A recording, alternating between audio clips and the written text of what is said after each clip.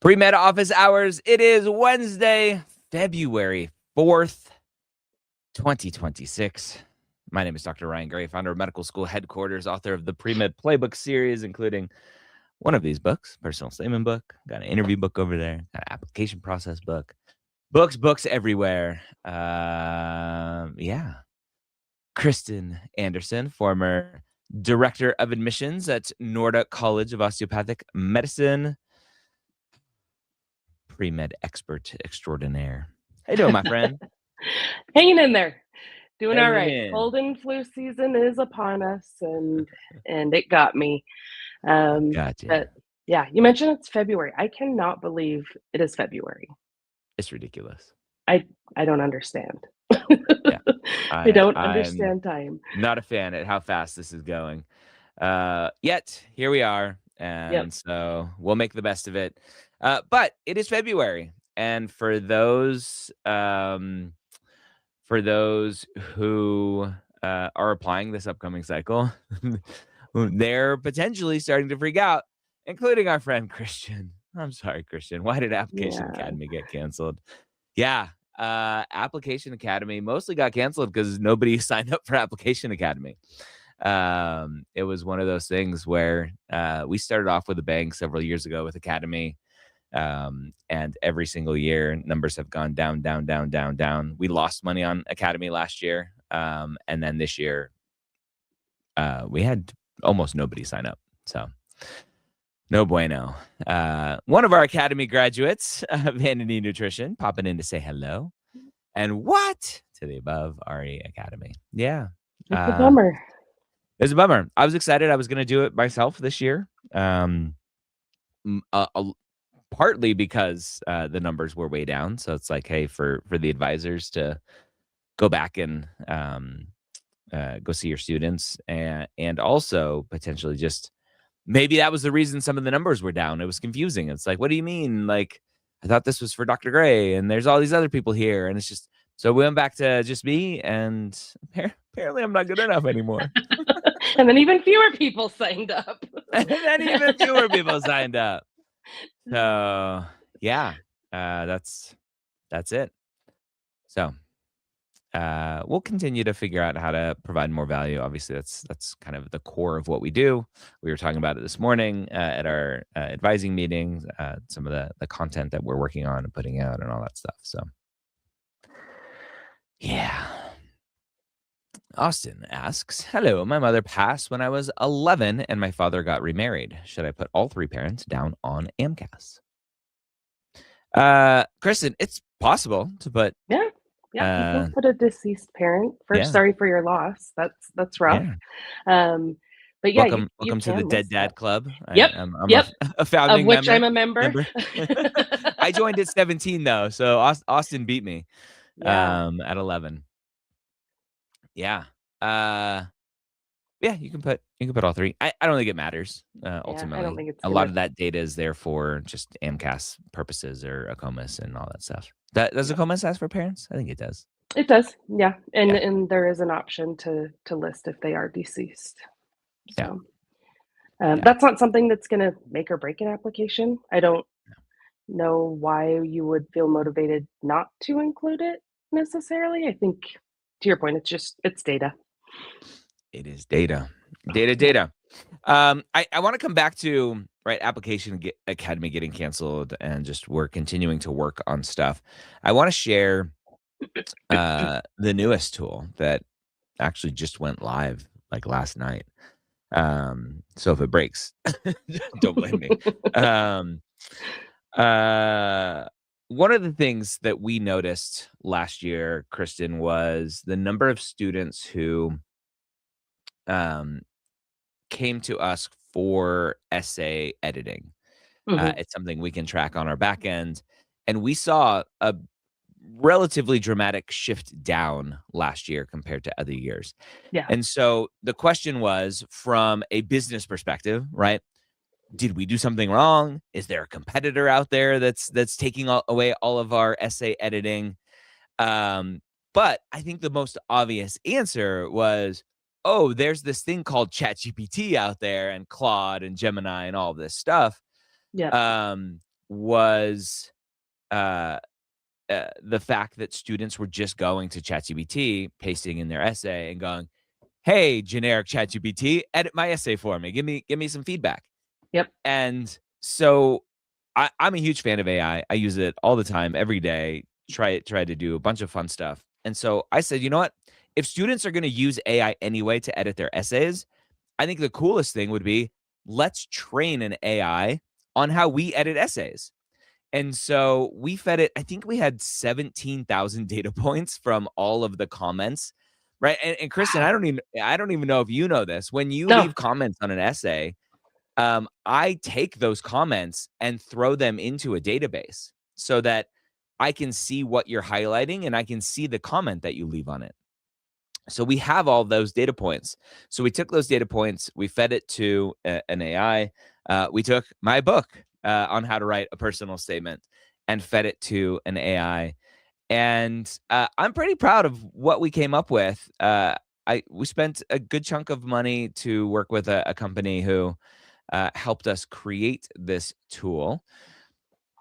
But if you go to medicalschoolhq.net right now, and you click on our free resources here on the top left, you will see Personal Statement AI. Let me zoom in here, right? You'll see Personal Statement AI right there.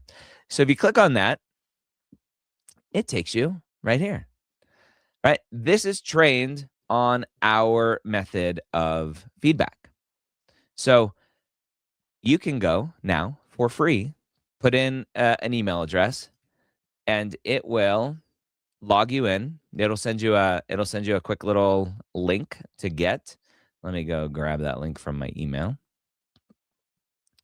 Copy link, bring it back over here. And it logs you in here to be able to take an essay. You can classify MCAS, ACOMAS, TMD, SAS. Doesn't really do much right now in terms of does it really matter? Ultimately, it doesn't, because it's the same essay. Same. Why do you want to be a doctor?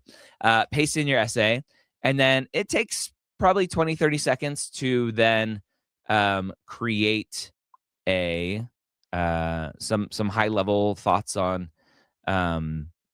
showing versus telling, structure, authenticity, professionalism, application centeredness. This is a huge issue in a lot of applications. It's like, hey, this essay is all about this patient and this doctor. I don't see you there. Our biggest feeling, right, is reflection. That makes all the difference in the world. So hopefully for you all, this again is a free tool for you to go use. There's no limits on use. I hope we never have to have limits on use. We'll monitor how much money we're spending on AI. But then you can see it tries to find spots in the essay in terms of what's being said, what maybe is expected, how it's being interpreted, all that kind of stuff. So then this is kind of what we would do on a personal statement. It's not a human. It's not perfect. But it gives you an idea whether or not, I think, the student, you're on the right track. And obviously we're here if you want some polishing and feedback on what you're seeing. So go check it out. I'm excited for that. Yeah, we're excited. I I think it's good because, you can throw an essay into ChatGPT and it if you're not prompting it enough, it's just going to say, this is a good essay, and here's how you can, improve your grammar. Yeah, I mean, ChatGPT is known to be overly friendly. Yep. And we're still finding some of that. I know we were talking about it this morning in our call. We're still finding that the AI tool is still a little bit kind of ranking essays a little bit higher than we normally would. And so we'll continue to tweak and do all that kind of stuff. So Christian says, awesome tools is for personal statements only or activities as well. Right now, it's just personal statements. We wanted to kind of focus on one thing, make sure that's working. After you use the tool, we'll send you some emails and we'll ask for feedback at the end and activities, secondaries, interview prep. Like if there are other tools that we can build along the same kind of lines, just give us that feedback. Let us know if it's working and if you'll use it. Ultimately, I'm willing to spend the money to make these things if it's useful for you all, and you're doing it. So hopefully that's helpful. All right. Sobernaut popping in to say thank you for your books, podcasts, and these live streams. This geriatric late 30s guy just got my first MD acceptance. Fan-freaking-tastic. That is amazing. Applause going. Congrats. That's awesome. A laundrograt. When reflecting in the activity sections, should it be longer than a sentence due to character count? I'm not sure whether it's best to cut a story shorter to be able to reflect better. What do you think about this, Kristen? I generally think a sentence usually is pretty impactful if it's done right. Yeah, I would agree with that. That we do need some context, so the story is important, but takeaway doesn't need to be 3, 4, 5 sentences if you do it right. We just need to know what was the impact of the experience. How did you impact others? How did you grow? What did you learn? Effectively, why should we care that you did that experience? Yeah. I'm making just a quick little scroll across the bottom. Tell people. All right.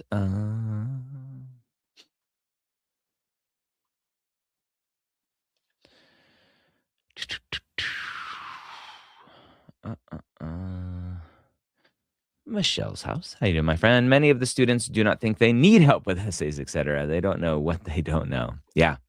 Amen. Yeah. No, that's a huge part of it, right? Is just a huge blind spot for students. And unfortunately, right, it is a barrier for us because we have bias and are incentivized by students doing feedback with us.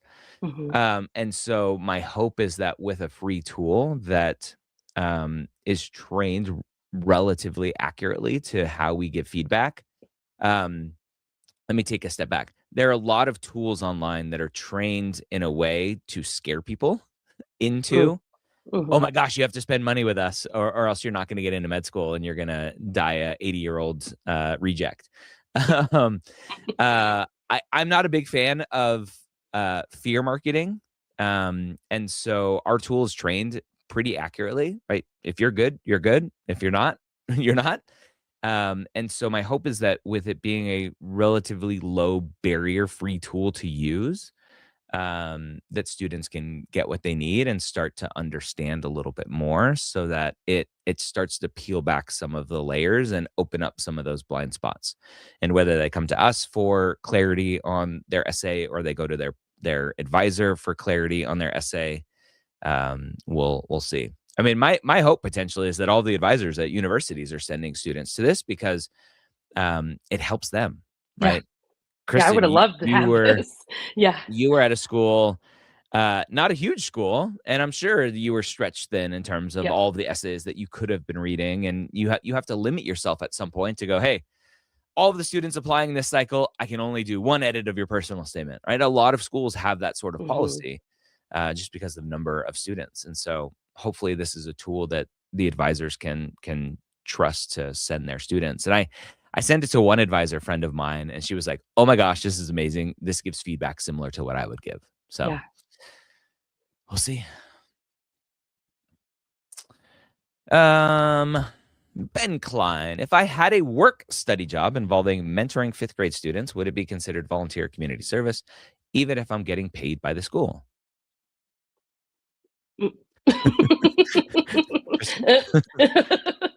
Paid means not volunteer. Yeah. Yeah. I mean, you're being compensated. Therefore, you're not volunteering. Yeah. It is paid employment. So that is what it is. Yeah. Okay. If my last 4 semesters individually as a full-time student have a GPA of 3.6 to 3.7, does that count as an upward trend, or do I need more classes in a post-bac? It's a great question, right? Maybe. I think there's a lot of confusion that the post-bac is the end all be all. I'll talk to sophomore students that have struggled early on, but have figured out what they need to do to move forward successfully. And I tell them, like, use your last 2 years as your post-bac, right? Think of it as your post-bac and get that trend going. You said maybe to this answer. What's the maybe here? How does Well, someone it's whether or not they need more? I feel like we need a lot more information. Like, what was your GPA beforehand? Where is your Mm, GPA landing now? Because am I understanding that the last 4 semesters have the 3.6, 3.7, but I don't know if your previous semesters were a 1.0. Like, mm. I don't know what that looks like. So where are you landing overall? Yes, it is an upward trend, right? Assuming you started lower and now your most recent semesters are higher. But the question of do I need more classes, I think is where I need more information to know, are you where are you landing overall? Yep. Yeah. There you go. Yeah, that's the question, right? Is okay, 3.6, 3.7, last 4 semesters. Maybe they're a finance major, and all of their Yeah. last 4 semesters are all like finance, economics type stuff, not hard sciences. Mhm. That's a different question, right? There's so much nuance to Mhm. the feedback that we just need a little bit more information there. And I think you kind of mentioned that is okay. Last 4 semesters, you do say full-time student, so that assumes 12 credits Yeah. there. So, but let's say they didn't say full-time student. Well, are the last 4 semesters 1 class apiece? Yep. So lots of nuance.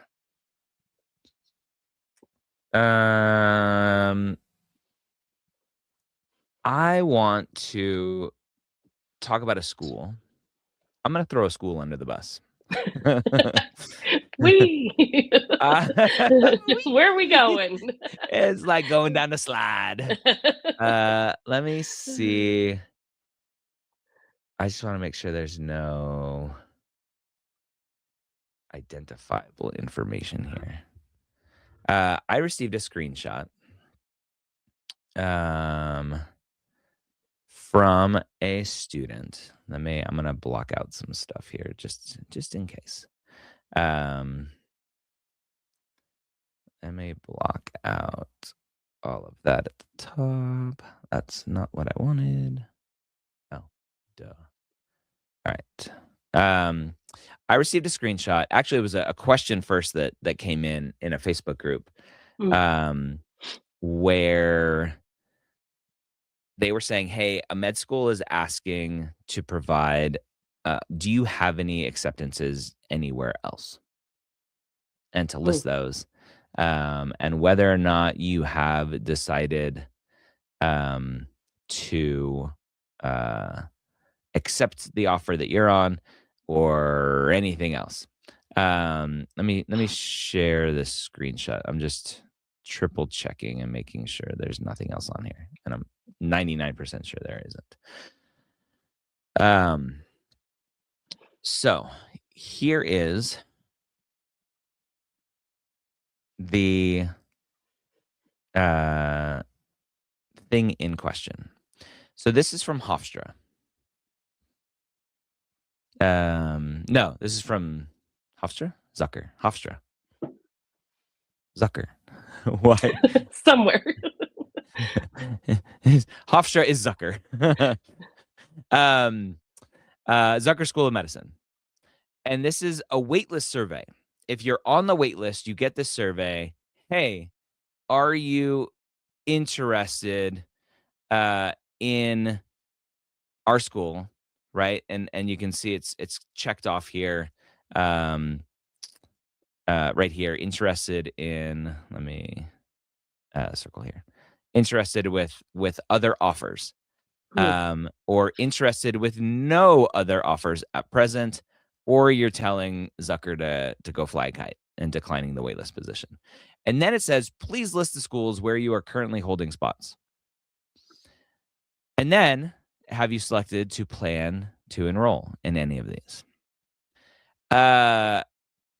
Kristen, I'm sure you're aware the whole choose your med school tool. Yeah.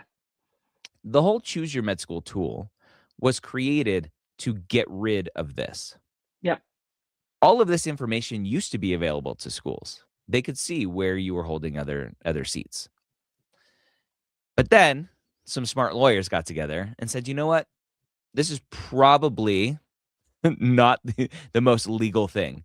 Yeah. There's some collusion stuff, anti-competitiveness, very similar if you think about what's happening in college athletics, where a school and the whole transfer portal.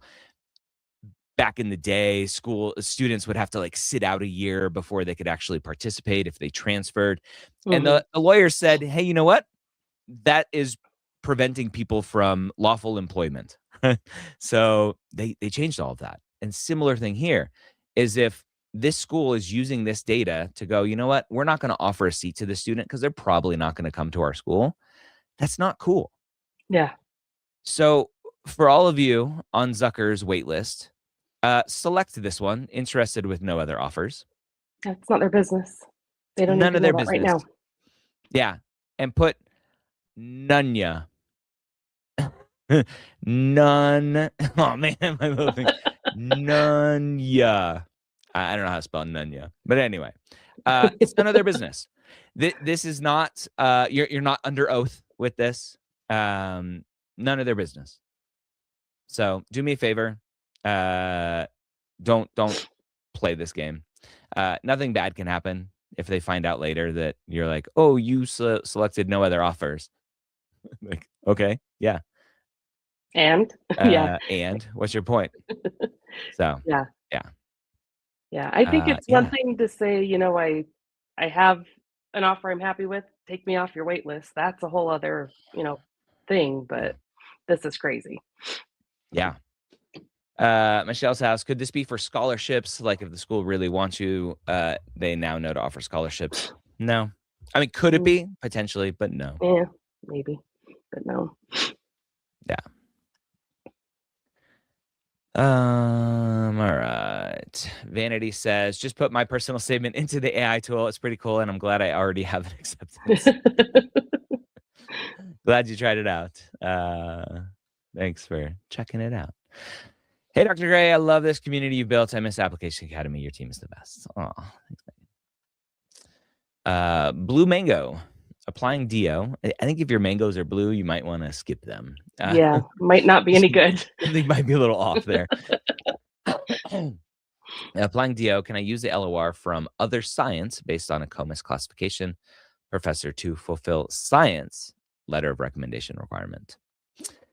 Kristen, former director and dean of admission at a DO school. Thoughts on this? The DO application, a little bit different in course classification, where they have the other science kind of label on things. Is that enough for science LOR? It's that famous answer of it depends. The answer that everyone hates. It depends on the school. So some schools will say, yeah, that's fine, as long as it's classified under other science and they taught a course that was an other science course. Fantastic, because that goes into the science GPA. Others will say, no, it does need to be from kind of what we would call a hard science, biology, chemistry, physics. So it really, with letters of recommendation, it is your responsibility to make sure you are meeting the individual letter requirements for the schools, and then kind of digging in and seeing so if they say science professor, what do they mean by that? Yep. So yeah, I wish there was a hard and fast rule on this, but everyone varies so much that you really do have to do your homework.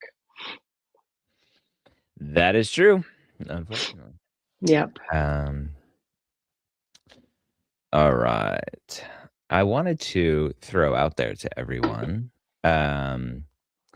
We have, again, going back to one of our missions is lots of free content and helping students. We do that through application renovation, which is back, by the way. It's back. I recorded my first episode. It was a long one, too. It was like an hour-long episode. I'm like, holy moly. I I got to cut these down. But it was an interesting one. And I think it was a very different one for me because the student had like a 502 MCAT score. And I think the most obvious thing for people is, oh, it's the 502. But it's not always that, Yep. right? It's like, let's dive a little bit deeper. And so there were a lot of things in there for that. But we have application renovation, obviously pre-med years podcast we put out. PS or BS, we've been rocking and rolling, getting those. We have lots of submissions for PS or BS. Always can use more. But not application renovation. We have a mini mock interview show where sign up. It's a 30-minute call with the advisor. It's a free mock interview with the advisor, so you can practice your answers. We're recording it. We're going to put it out on YouTube and use it for content. But it's, again, one of those ways that we make content for everyone to benefit from. So go check it out. I just put the link out there. All right.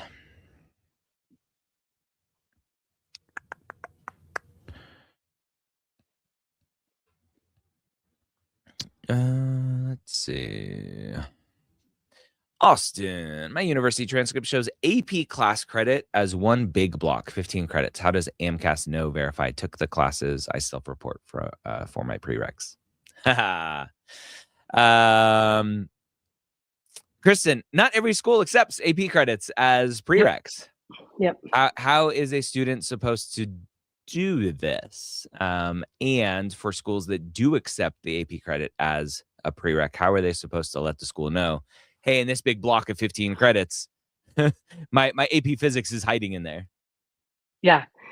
So first and foremost, utilize the applicant guide for AMCAS and the Applicant Help Center for ACOMAS. It will walk you through. Tool.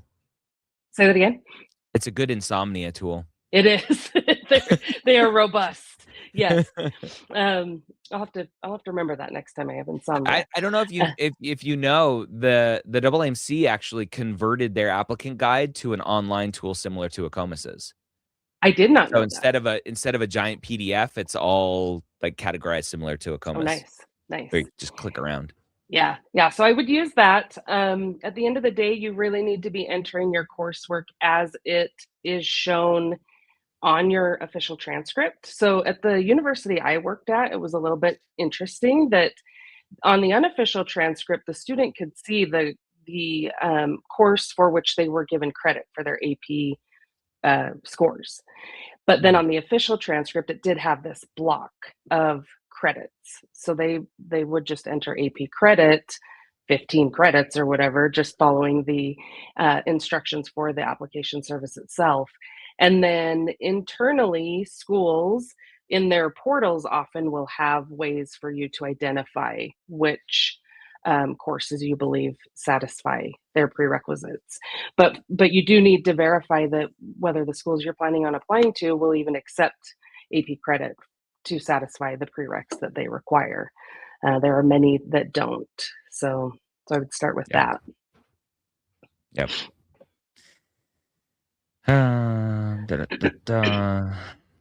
Love this question from Texas Cowboy.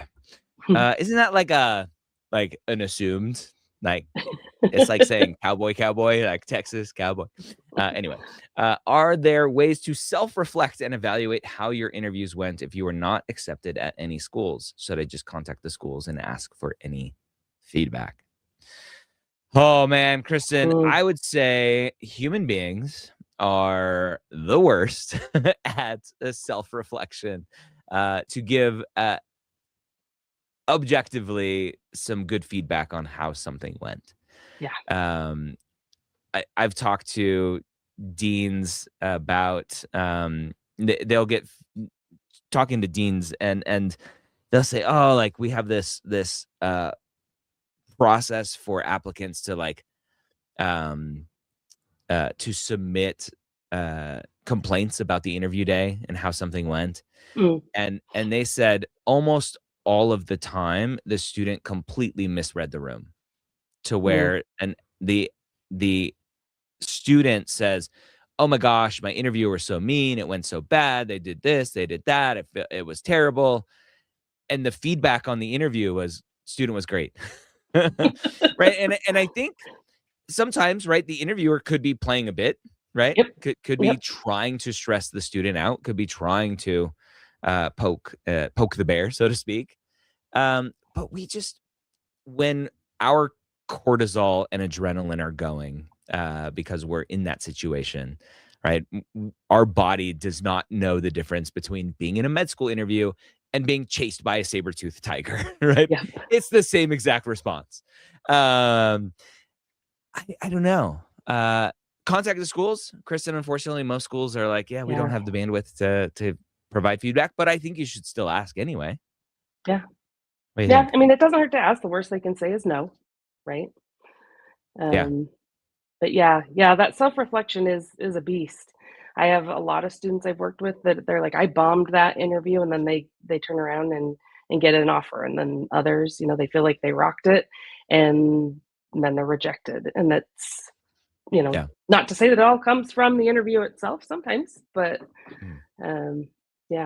it's tricky. Doesn't hurt to ask, like I said, but don't be surprised if they tell you they can't give you feedback. Yeah. Unfortunately. Yeah.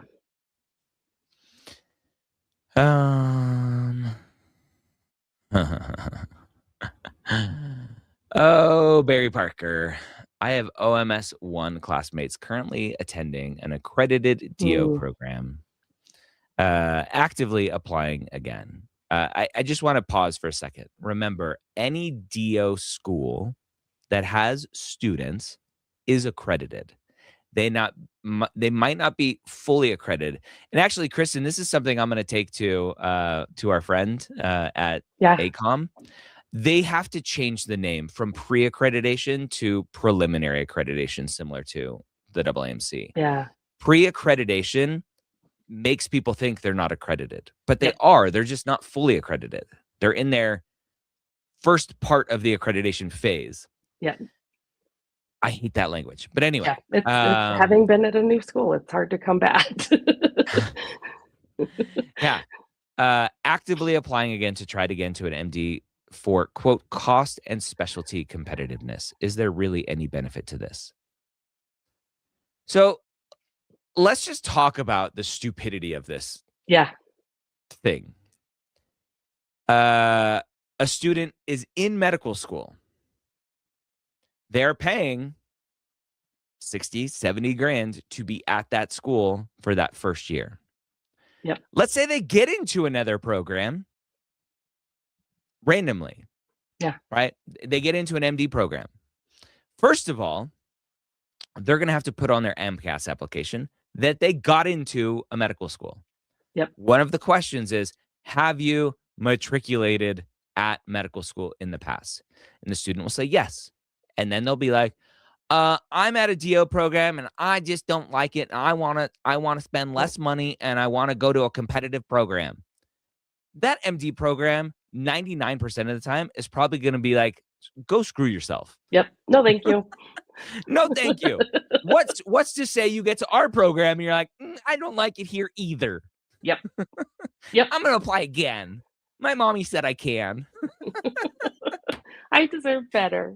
This is not good enough for me. It's not Harvard. This is crazy. Wow. This is crazy. So let's assume it works. They get into an MD program. Yep. Well, now all of a sudden they're like, oh, it's cheaper. I'm like, is it really with the 70 grand of debt that you already have from your first year of medical school?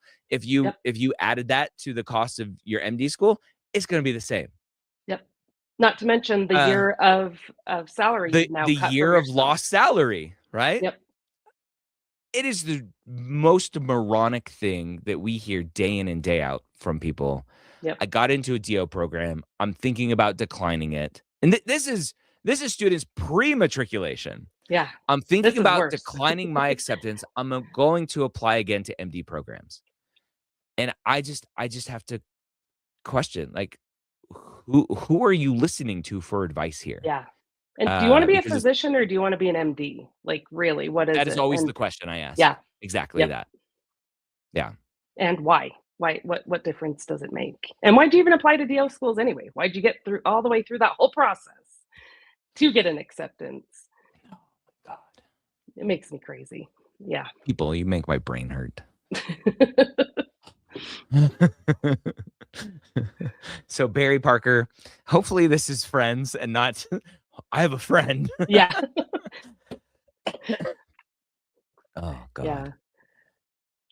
God. Mercy P. If you haven't seen yet, right, any good templates for writing a personal statement? Number one, I have a whole book with Lots of examples. this is the template. This is the guide. This is the Bible. It's always fun, Kristen, when I see university, like undergrad advisors that have personal statement writing courses that they've developed that students can take for credit. It's usually like a 1 credit class. And my book is like the textbook for the class. Like, ooh, that's awesome. I have a textbook. Yeah, go check out our tool, medicalschoolhq.net. Click on those free resources, go submit, and go from there. See what's going on. Or schedule a session with one of our team. Vanity says there's a Caribbean caveat there, though. Correct? Give me more information. Schools? I don't like. If you're saying caveat, like if you're in a Caribbean school to go apply to other schools, I don't think you do that either. No. I don't think you do that either. Nope, right? There's a reason you're at a Caribbean school. Yep. Your application is not good enough for a U.S. school. Or you were unwilling to, you were unwilling and patient to do what it took. So why? Yeah, that's crazy. Yeah. Expand that question a little bit more. Yeah. Vanity. I want to call her by her real name. I gotta call her. Yeah, be careful. If I blow your anonymity, Vanity, it's by accident. Barry says, "Thank you for answering my absurd question. It really is disheartening to see so many students around you who are upset about themselves because of this." Just tell them to suck it up. Yeah. That they are actively sabotaging their future career by having a pity party every day instead of putting full effort into their studies as a medical student, which is ultimately the thing that matters the most, is their performance, not the DO or MD at the end of their name. Yeah. Yeah, and it's interesting you say they're upset with themselves about that. Like they're putting way too much stock into their personal worth on 2 letters after their name. Yeah.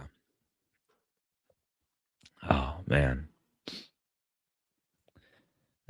Blue Mango, is there another sale? The old sale coupon still works. Blue Mango. Don't tell anyone. Shh. We always keep it active for a little bit because of this. People are like, I know it ended last week. I should have done something, but I didn't. I was busy. Yeah, go use it. I'll put the code here. Adcom POV. Oh, we have permission to call her. Oh, wait, no, I put the wrong one up. We have permission to call her. Kristen, I'm going to put you on the spot.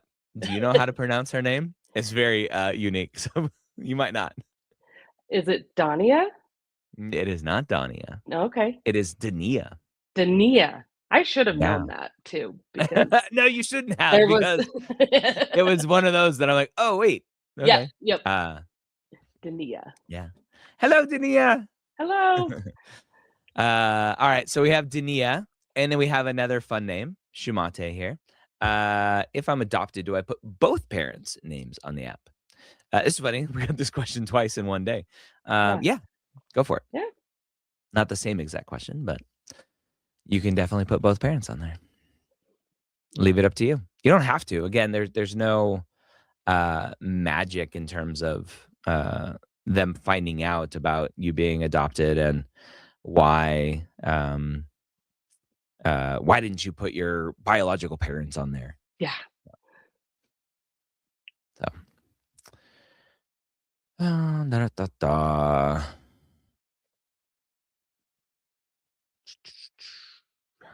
Texas cowboy trying to assess an application for reapplication.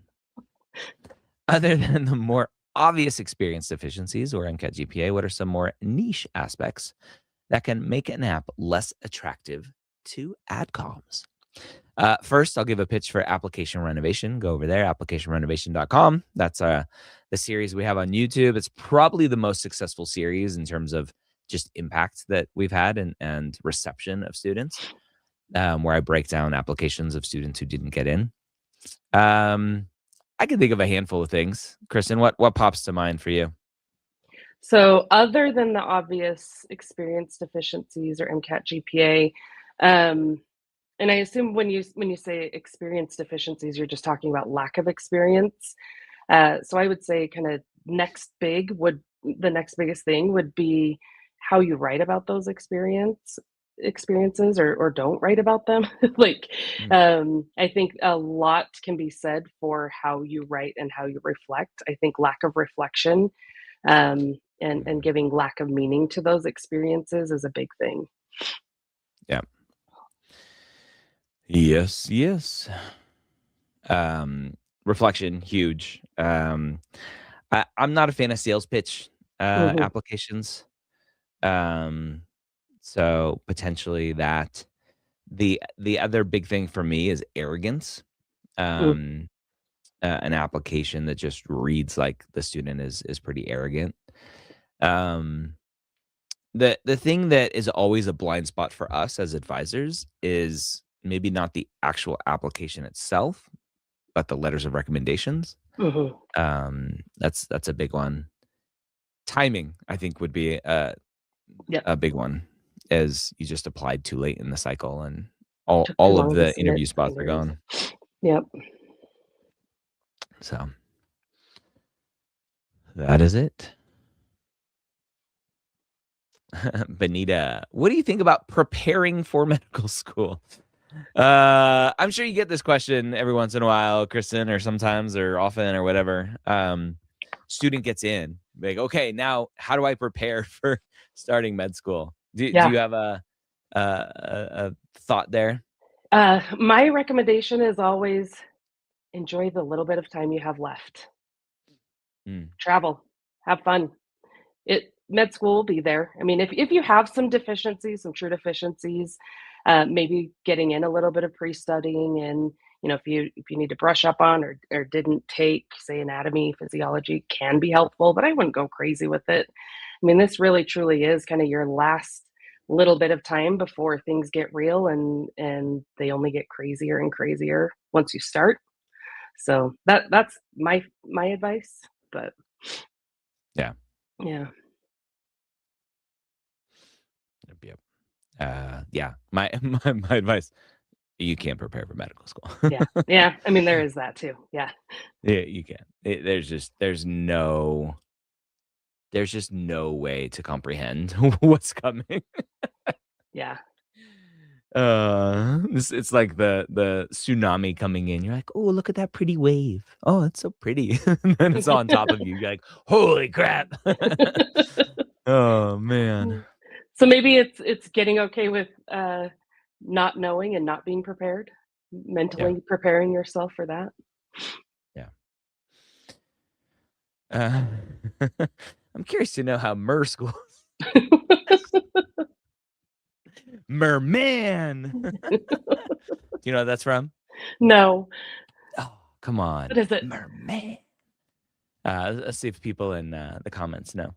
Does it make me less competitive compared to? Oh, there's the first Is what? question. I just saw Oh. Mer schools. I'm like, I want to put that up. Uh, non non-traditional student currently completing prerequisite coursework for medical school through the University of New England's online postbac program. Yeah, we talked about this I think a bunch last week or 2 weeks ago. How our school is going to view the online postbac program. They might like it. They might not. It Yep, depends. yep, Uh, my general stance on it is that that's what worked for you to do something. That's what worked for you.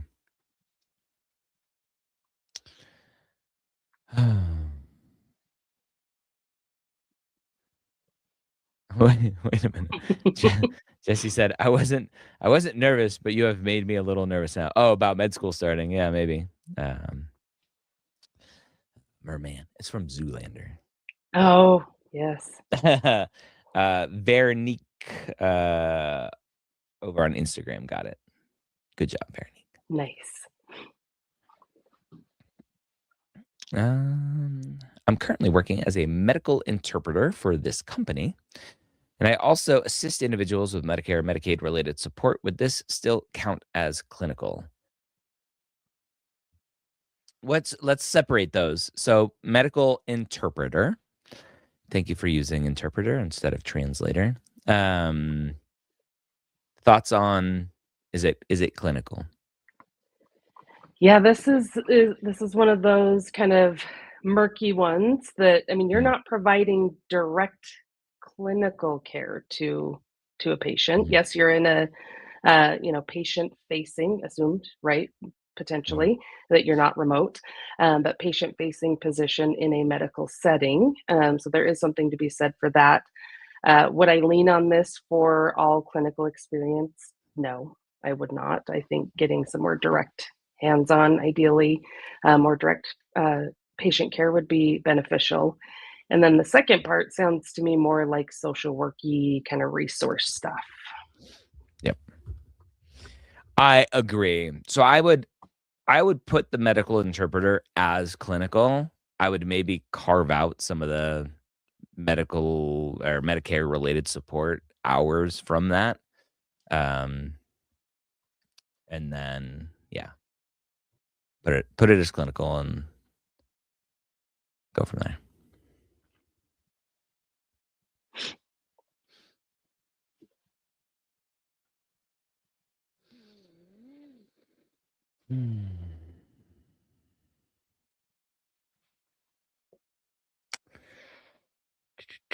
It's harder to enjoy when you're old and have to do things like sell your house, the amount of work required, and get your kids into new schools before moving.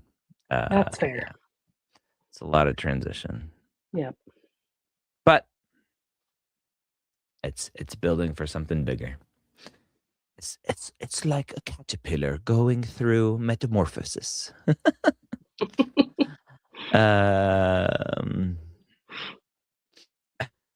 Jesse, is it really that hard? It's not hard. It's a lot. That's what I always say.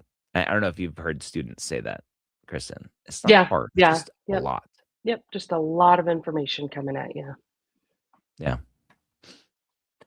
Graduated in 2023, took the MCAT in 2024, but applying in 2027, I took a general bio class and got my EMT certification last semester, but I'm worried about the education gap. Thoughts? My first question is your MCAT probably is expired by the time you apply. So you're probably going to have to retake the MCAT, Lauren. I don't know if you realize that. Yeah. And then in terms of the education gap, thoughts on that, Kristen, in terms of prereqs and expiration dates? That's always a big question. Yeah. So there are some schools that spell out when prereqs are considered "quote unquote" expired, where they no longer count for meeting the prerequisite course requirement. That's typically around 5 years for schools, but I would look at that. But then there's also that gap in education. Schools do sometimes have some trepidation around that gap and wondering if can you jump in and do school full time if you've not been doing school for some time. So yeah, I definitely would look at the individual schools that you're planning on applying to and seeing when do their prereqs expire. I mean, you'd be towing that line for some if they say they expire 5 years prior to, or they have to be taken at least 5 years within the last 5 years prior to matriculation, because you would be matriculating in 28. So I would be careful with that. Yeah, this is one where starting to work on a school list sooner rather than later. Lauren, I would look at like, what is your top choice school? Start from there. I don't know. I'll bring up the MSAR just real quick. I do this every once in a while, and the AAMC hasn't yelled at me Haven't yet. screamed at you just yet. Cease and desist. I'm promoting the MSAR. I'm like, hey, go use the It's a good MSAR. Go resource. sign up for it. Yeah. And so it's just I'll briefly show a couple schools just to help you all understand what that looks like. So if I share my screen again. So here's the MSAR. So let's look at Albany, for example, just because it's alphabetical and that's the first school. The oldest MCAT. Oh, so they accept an old one. This is for the 25 cycle. No, yeah. Yep. This hasn't been updated yet for 26. No, the 27 cycle, I mean. This is the 26 cycle. This hasn't been updated for the 27 cycle, which is applying this May in 26. Yep. Applying So 26 to start in 27. our friend here, Lauren, is applying in the 27 cycle. So this year.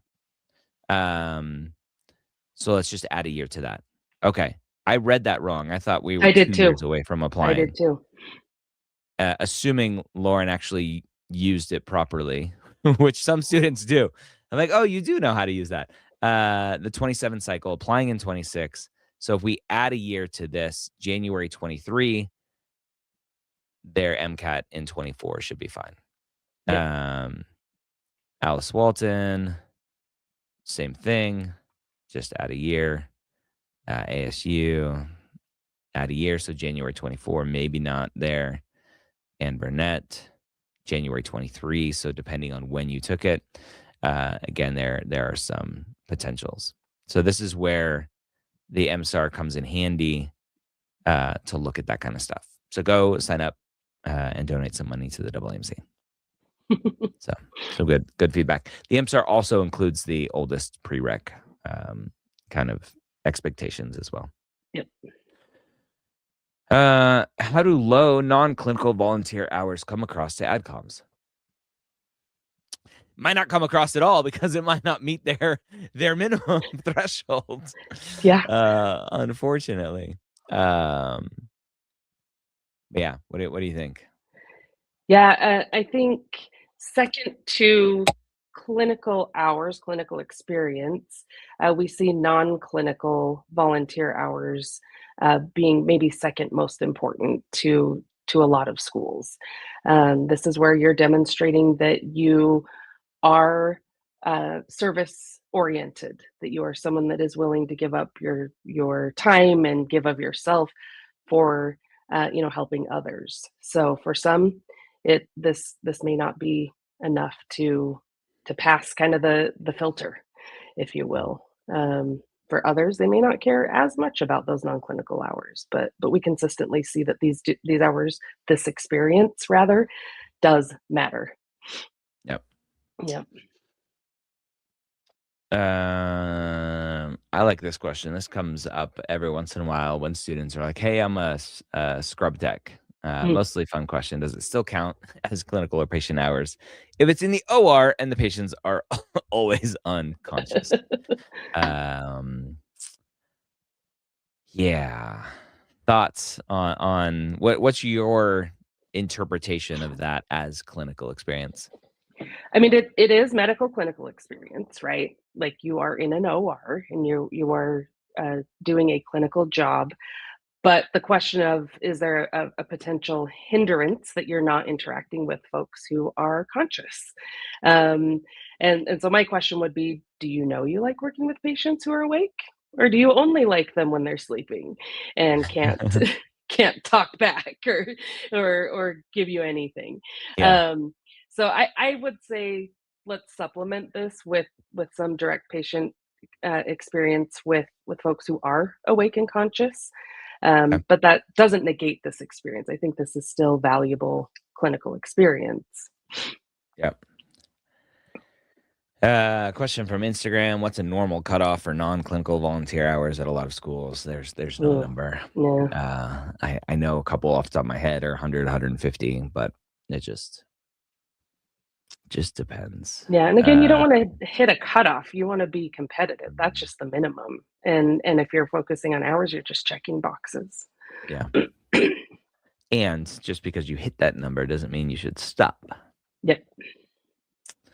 Last question here we'll throw up. AdCom member recently told me that my application was never opened because of my MCAT score, not significantly lower than what? Is that common across schools? How can you really gauge that prior to applying? Is it common? Yep. Yeah. I mean, yeah, a medical school, Kristen, gets 10,000, 12,000 applications for 100, 200 seats. Yeah. They have to do something to screen. I constantly am fighting for more transparency from medical schools and having that conversation and being a part of that conversation.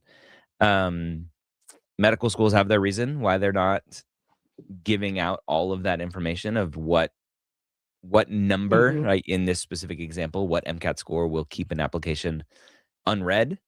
But it's part of it is on the student to do that research and look at some of the data, even though it's not super transparent. Yeah. Yeah. What do you think? Yeah, I mean, I think the question is how can you really gauge that? So do look to see if they have a minimum score requirement. Some schools will spell that out and say, hey, beyond this threshold, if you fall below this, we're not going to review your application. And at the school I was at, I really pushed to have that information out there because I couldn't in good conscience know that they were applying and on hopes and prayers and hoping that with a 490 they had a chance because we said no minimum, and so I pushed for that. But not every school has that. So then you look at the data that you do have and do the best you can to assess that. And luckily the MSAR has some really good information that shows kind of the band of acceptance, so the range of acceptance for scores, so you can see where are you falling in relation to, say, the 10th percentile or 25th percentile, and try and draw some information from that. If you're really far below even the 10th percentile, it's not to say there's not a chance, but it's just your odds do go down just by pure stats. Yep.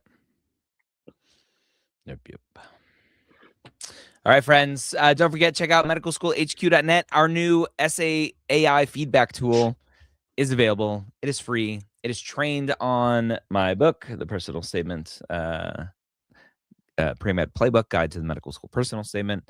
It's trained on several thousand, 17,000 data points on feedback that we gave real essays. So go check them out. Check it out. Again, medicalschoolhq.net. Click on that free resources. Kristen, thank you. Hope everyone had fun. Yes. We're here almost every single Wednesday, 1 p.m. Eastern, premed.tv. Set your alarms. Make sure you don't miss us. Have a great week. Bye-bye.